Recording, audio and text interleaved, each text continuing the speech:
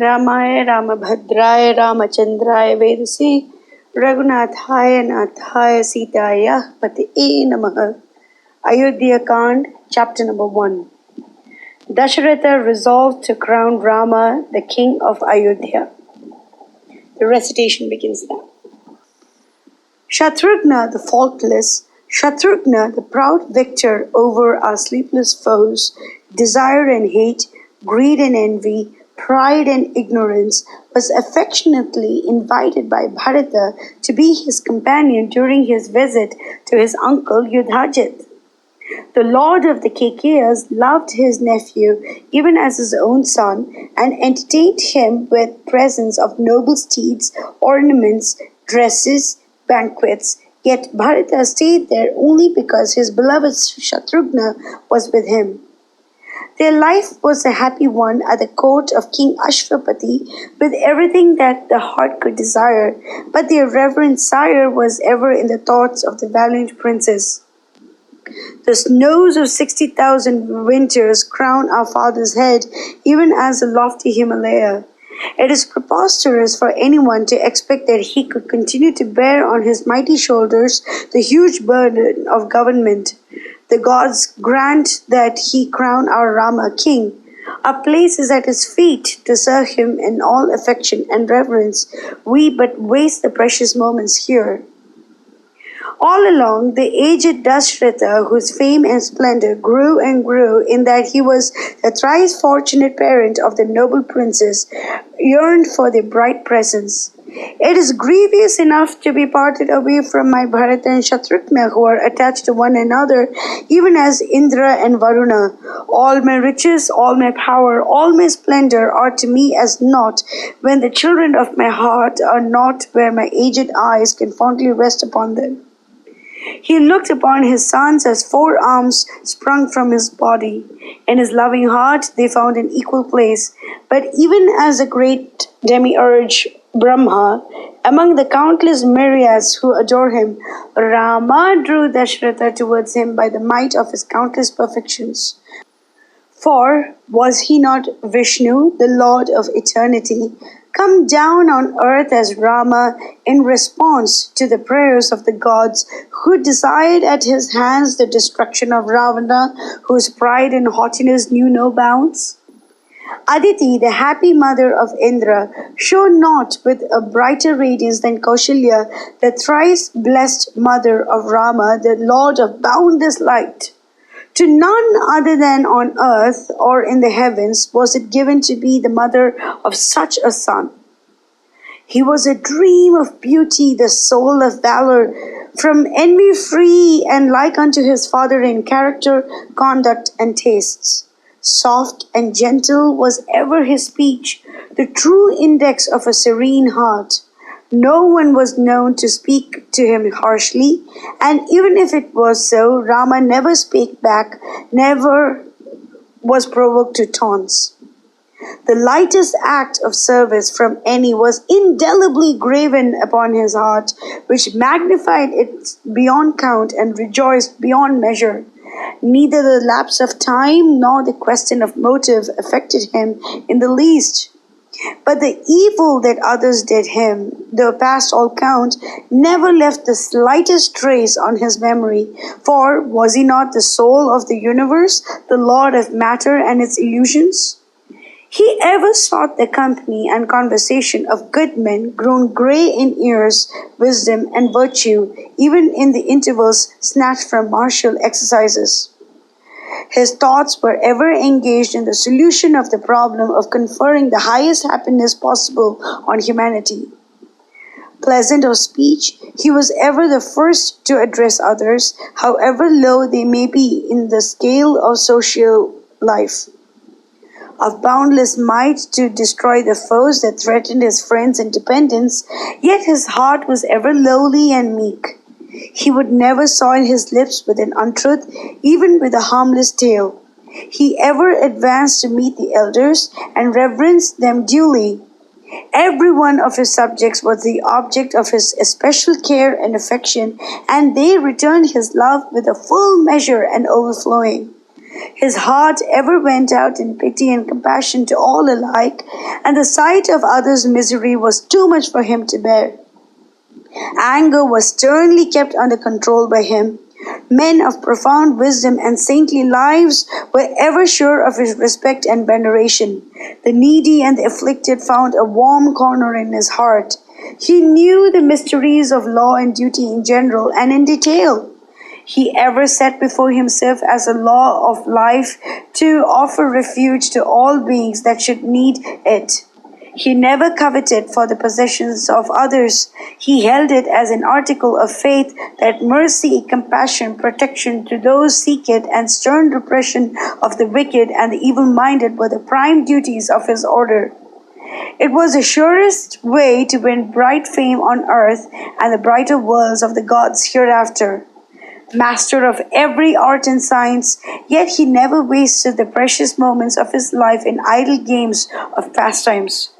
His soul turned away with disgust from all idle and coarse talk that lured men into the paths of evil. Like unto Brihaspati, the priest and counselor of Indra, he was unrivaled in weighty speech and quick reply. Rejoicing in the possession of perfect health and peace of heart, he was a lovely youth, strong and hardy. Men hung on the honeyed words that flowed from his lips. He well knew the right place and right time and conditions for the study of the sacred law. He read at a glance into the innermost depth of the hearts of the others, their strengths, their weaknesses, their merits and their faults. Evil or offense to him, treachery or spite, but evoked from his heart mightier currents of compassion and sympathy. Prince Rama, dowered with every excellence and perfection, was dearer to his subjects than their very breath of their nostrils. He sat at the feet of the best and ablest masters and reverently learned from them the secrets of every art and science. He kept the prescribed vows and observances and duly obtained permission from his teachers to close the student's career and take upon himself the heavier responsibilities of a householder. He was well versed in Vedic lore, exoteric and esoteric. He excelled his famed father in his proficiency in the arts of war and bowmanship. He gloried in his proud and spotless lineage. He was the center of everything good and beneficent, faultlessly perfect, and of firm and earnest faith in the higher wisdom. Of unruffled heart and unclouded intellect, he was ever true of speech, even under the most trying circumstances. He was straight of heart, speech, and act.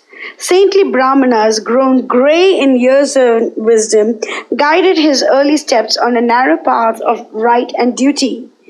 The pursuit of duty, gain and pleasure, dharma, artha and kama had its claims and bounds well defined within him.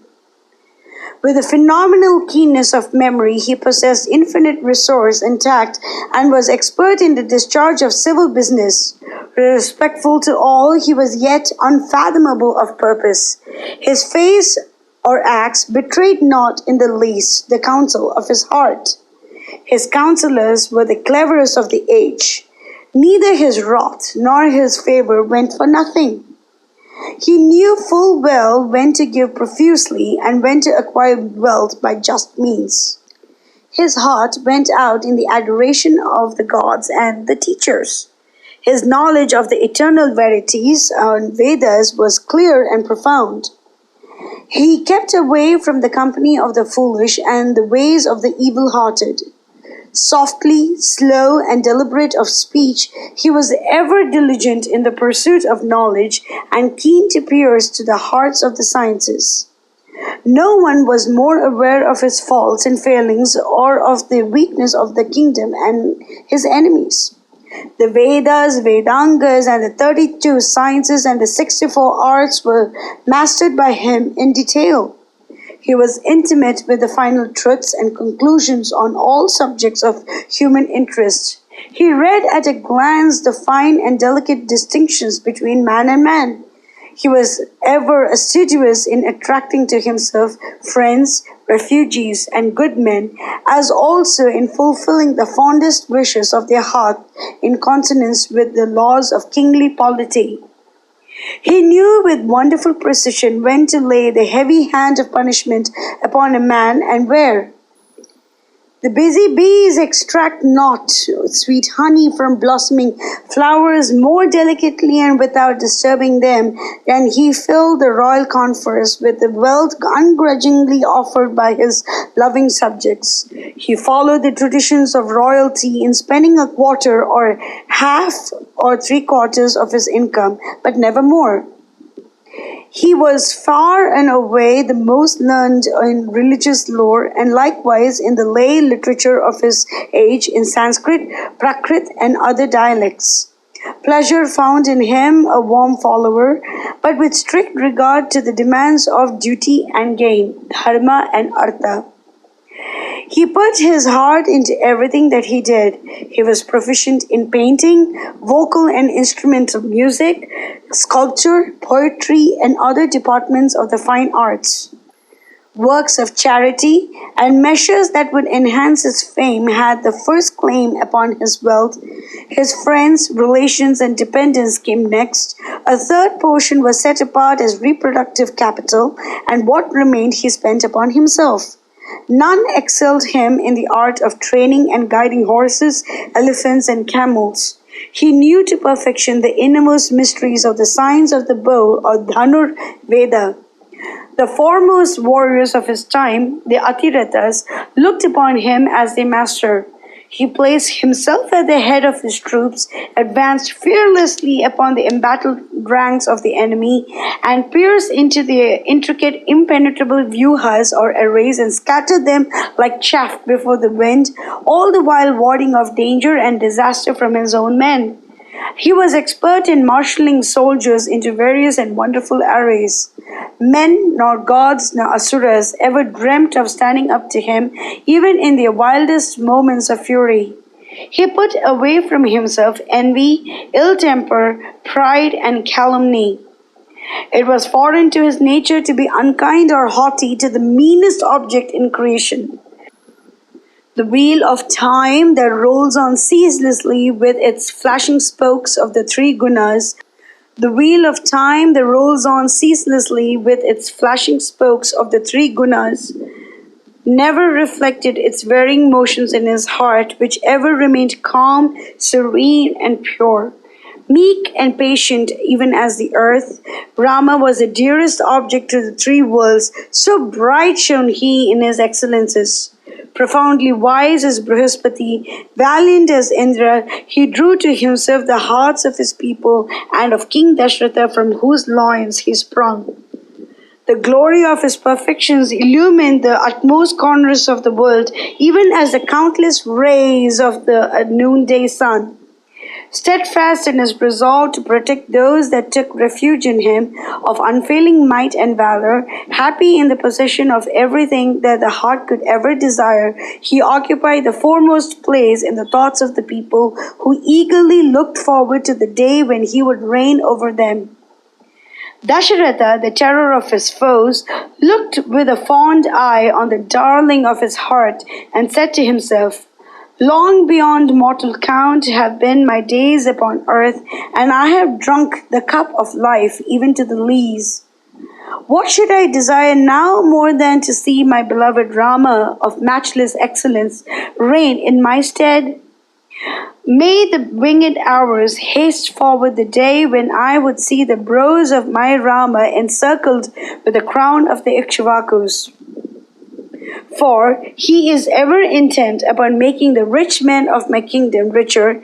He is ready to help and appraise those whom the slings and arrows of outrageous fortune have struck low.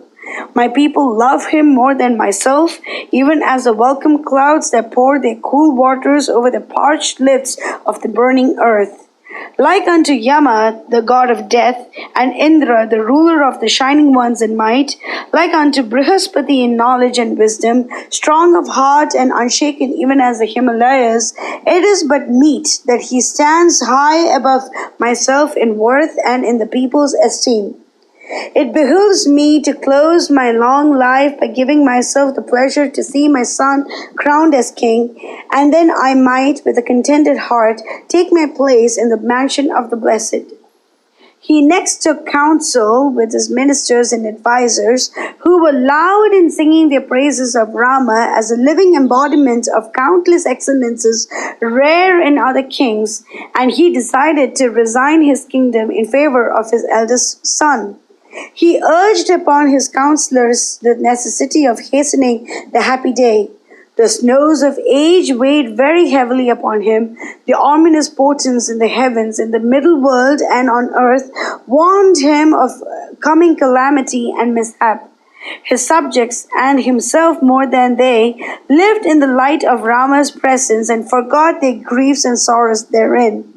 Verily, the moment was approaching when the world was to enter upon a new era of peace and prosperity. All the more reason why he should be quick in bringing it about. Fleet messengers were dispatched in hot haste to invite the kings under him, the leaders of men in town and villages, his friends near and far, as well as those who ever had his welfare at heart. No word did he send to the king of the Kakeyas or to Janaka. They lived far away and might as well hear the happy news later on. They readily responded to his invitation and were right royally entertained as became their rank and worth. Like Brahma the ancient in his high world, King Dasaratha sat on his royal throne in all pomp and splendor and gave audience to those who waited to pay him their respects. They entered the vast hall and ranged themselves therein according to the rules of precedence. All eyes were respectfully turned upon Dasaratha, kings, citizens, provincials, and friends, who stood high in the love and esteem of the aged monarch, and now encircled him as the high gods press around their king Indra. Mangalam Koshilendraya Mahaniya Gunabde Chakravarti Dhanurjaya Sarvabhaumaya Mangalam.